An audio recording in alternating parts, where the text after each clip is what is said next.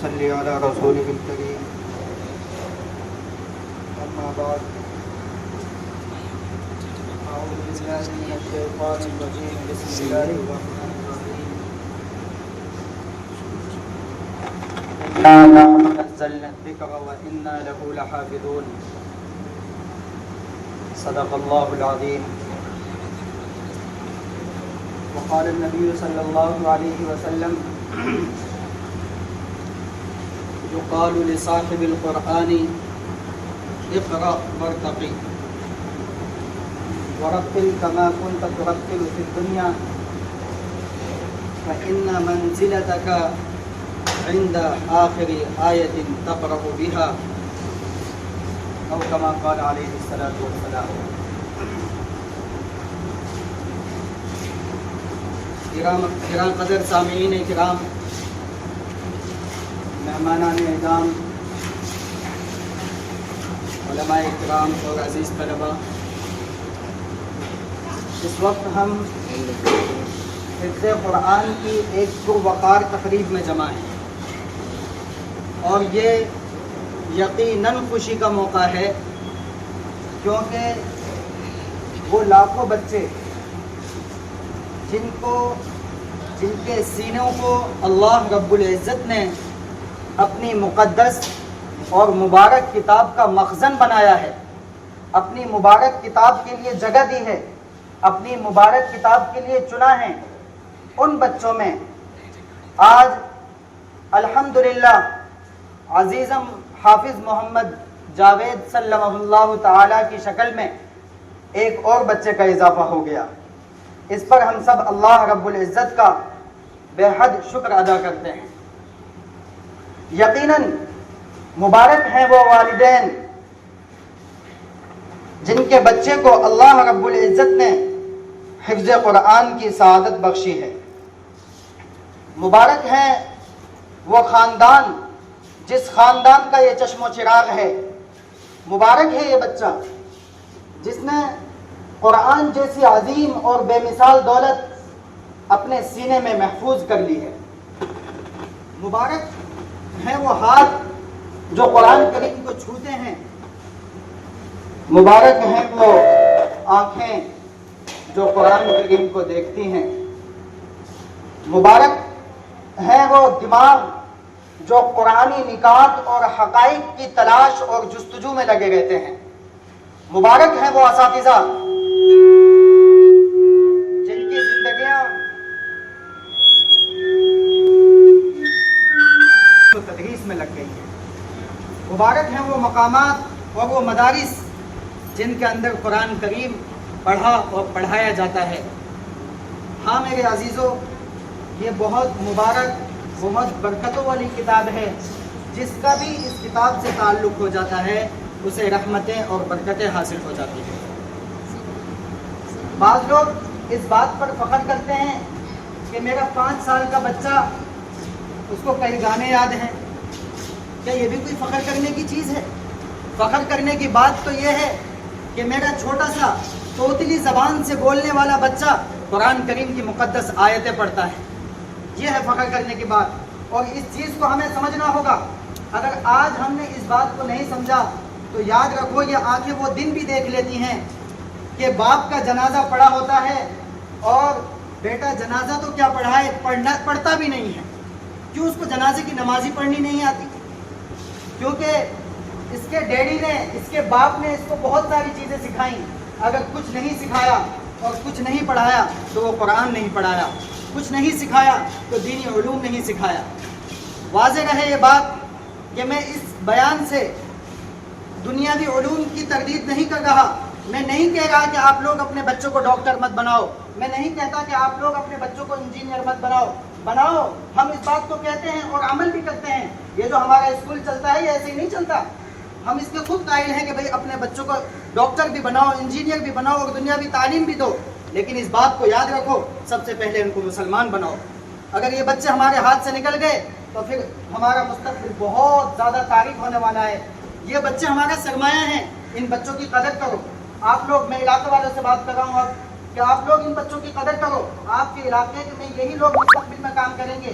یہی لوگ آپ کی نئی آنے والی نسل کو راستہ دکھائیں گے. اس لیے ان بچوں کی قدر کرو، ان کی ضرورتوں کا خیال رکھو، ان کو گرا قدر انعامات سے نوازا کرو. یہی ہمارا سرمایہ ہے. جو کچھ ہے وہ یہی ہے. پورے پچیاک کتنا بڑا علاقہ ہے. ہم دیکھتے ہیں مدرسے میں پچیاک کے کتنے بچے پڑھتے ہیں؟ کتنے ہیں؟ 5-6 بچے ملتے ہیں مدرسے میں مشکل سے مجھے جو پچیاک کے رہنے والے ہیں. اتنے سارے بچے یہاں باہر نکلو تو کئی سارے بچے کوئی گاڑی سے کھیل رہا ہے، کوئی لکڑی سے کھیل رہا ہے. کیا اسی مقصد کے لیے ہمیں پیدا کیا گیا ہے؟ کیا اسی لیے ہمیں بنایا گیا تھا؟ ہم جان ہی نہیں پا رہے ہیں اس بات کو کہ ہمیں اس دنیا میں پیدا کیوں کیا گیا ہے. یہ بات ہمیں سمجھنے کی ضرورت ہے. اللہ تعالیٰ نے ہمیں اس دنیا میں کیوں بھیجا ہے، اور جب تک ہم مدرسے میں اس بات کو نہیں جانیں گے تب تک کیسے اللہ کی مرضی کے مطابق زندگی گزار پائیں گے.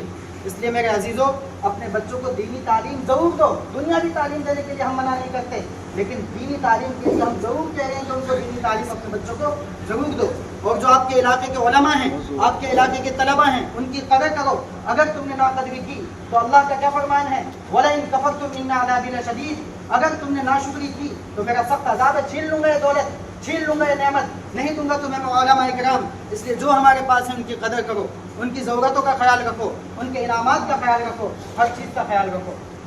یہ اتنی بڑی کتاب، یہ کس قدر معجزے کی بات ہے قرآن کی کہ اتنی بڑی کتاب اتنی باریکیوں سے اس بچے نے حفظ کر لی کہ اس کو پتہ ہے کہ کون سی آیت کہاں سے شروع ہوتی ہے اور کہاں جا کے ختم ہوتی ہے. اس کو پتہ ہے کہ کہاں غنہ کرنا ہے، اس کو پتہ ہے کہاں اخفا کرنا ہے، کہاں ادغام کرنا ہے، سب پتہ ہے اس کو.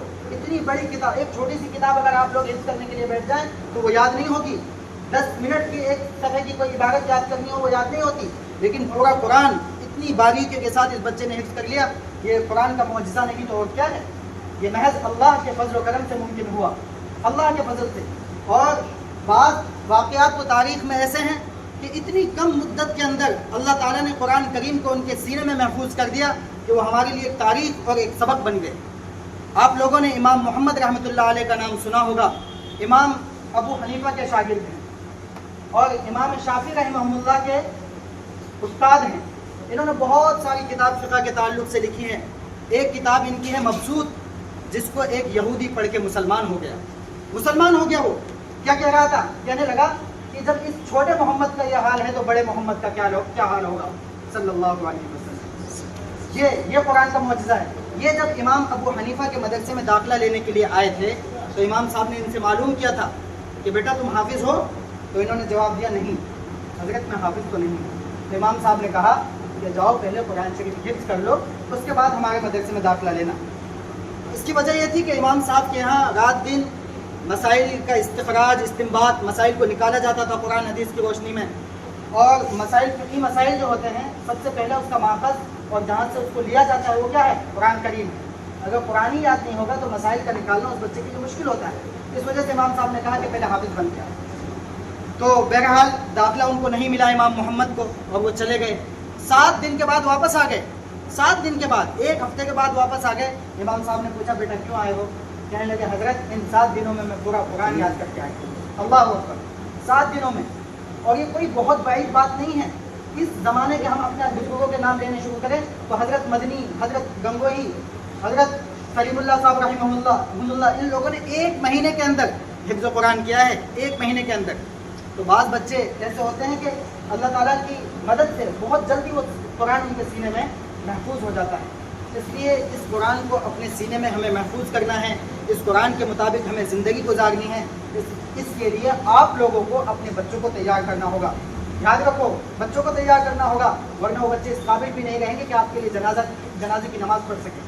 اور یہ بچے جب ان کے والدین اس دنیا سے جاتے ہیں اور یہ ان کے لیے روزانہ قرآن کریم پڑھ کے ثواب سپلائی کرتے ہیں تو کس قدر، کتنے لاکھ، کتنے کروڑ، کتنے ارب نیکیاں ان کی قبروں پر نازل ہوتی ہے، برکتیں نازل ہوتی ہے، فرشتے ان پر رشک کرتے ہیں.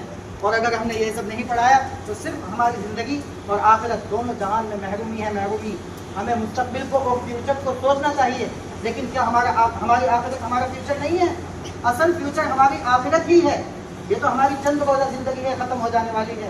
اس لیے میں علاقے کے لوگوں سے درخواست کروں گا کہ یہ جو اتنے بچے گھومتے رہتے ہیں، پھرتے رہتے ہیں، اپنے بچوں کا بہت زیادہ خیال کرو اور ان کا مدرسوں میں داخلہ کراؤ اور ان کو یہ قرآن پڑھاؤ، ورنہ ہمارے بچے اس محرومی کا شکار ہوں گے جس کو میں ابھی تھوڑی دیر پہلے بیان کر چکا ہوں. بس اس بات کے ساتھ میں اپنی اس شعر کے ساتھ اپنی بات ختم کرنا چاہوں گا کہ نہ ہو ممتاز کیوں اسلام دنیا بھر کے دینوں میں، نہ ہو ممتاز کیوں اسلام دنیا بھر کے دینوں میں، وہاں مذہب کتابوں میں، یہاں قرآن سینوں میں؟ بس اللہ تعالیٰ سے یہ دعا ہے کہ اللہ تعالیٰ ہم سب کی اولاد کو یہ سعادت نصیب فرمائے اور ہم سب کی اولاد کے سینوں میں قرآن شریف